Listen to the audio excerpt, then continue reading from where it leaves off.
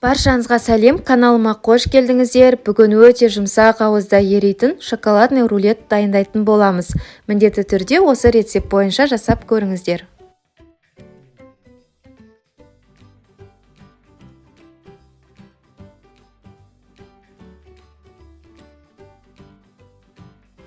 Алдымен жұмыртқаның ағы мен сарысын осылай бөліп аламыз, және ағына кішкене тұз қосамыз, және қантты осылай екіге бөліп аламыз.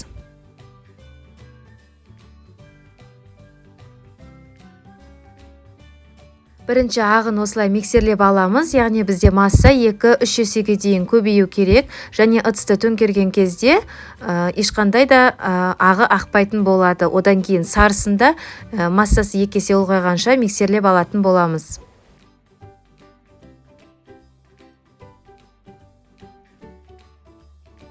Мінекей бізде жұмыртқаның сарысы осылай көбейеді. Одан кейін үстіне сұйық май және бөлме температурасындағы жылы сүтті құйып миксерлейтін боламыз. Бұл жерде мен сүтті көрсетуге ұмытып кетіптім, сондықтан қосуды ұмытпаңыздар. Одан кейін осылай алдын ала ситодан өткізіп қойған ұн, какао және үстіне разрыхлитель қосамыз да массамызға құйып, тағы да миксерлейтін боламыз.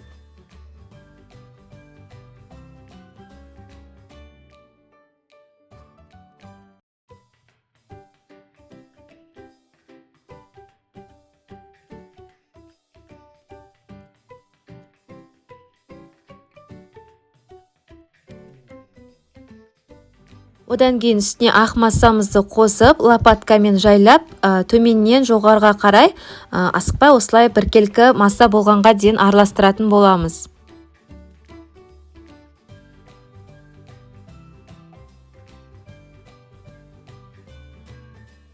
Одан кейін пергамент қағазына осылай құямыз, лопаткамен тізеулеп шығамыз. Одан кейін 160-170 градуста қызып тұрған пеште шамамен 10-12 минут арасында пісіріп алатын боламыз. Одан кейін таза орамалға саламыз да пергамент қағазын алып тастаймыз, және сол орамалға видеода көрсетілгендей ораймыз, және суығанша қалдырамыз.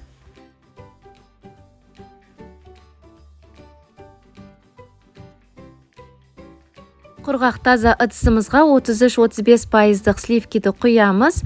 Бізде сливки жоқ дегенде холодильникте 6 сағаттай тұрған болуы қажет, және үстіне сахарная пудраны салып, қою крем болғанға дейін миксерлейміз.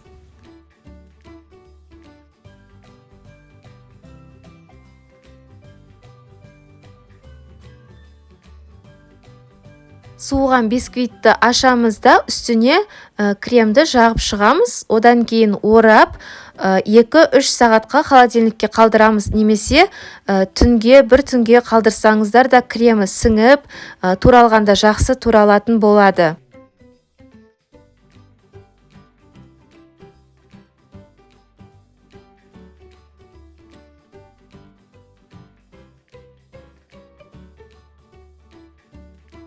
Мінекей бізде рулетіміз дайын болды. Бетіне какао себеміз, немесе шоколадты ерітіп құйсаңыздар әдемі болады. Міндетті түрде осы рецепт бойынша жасап көріңіздер.